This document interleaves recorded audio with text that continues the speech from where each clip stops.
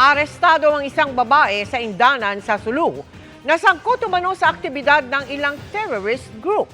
Sa bisa ng warrant of arrest, hinuli ang suspect na si Myrna Mabanza. Kabilang si Mabanza sa listahan ng mga specially designated global terrorists ng Amerika ayon sa Anti-Terrorism Council ng Pilipinas.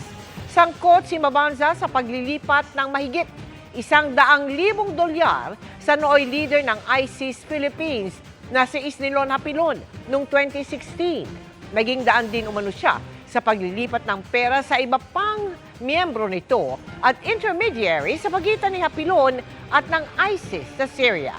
Dinala na sa Zamboanga City si Mabanza na naharap sa patong-patong na kaso. Sinubukan ng GMA Regional TV1 Mindanao na makuha ang pahayag ni Mabanza pero hindi pumayag ang pulisya dahil patuloy pa umano ang kanilang investigasyon.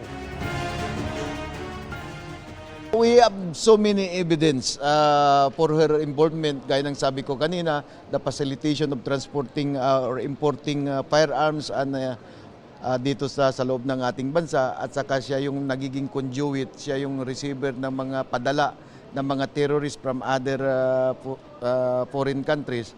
Siya yung nagre-receive for the establishment of Islamic State here in Southern Philippines.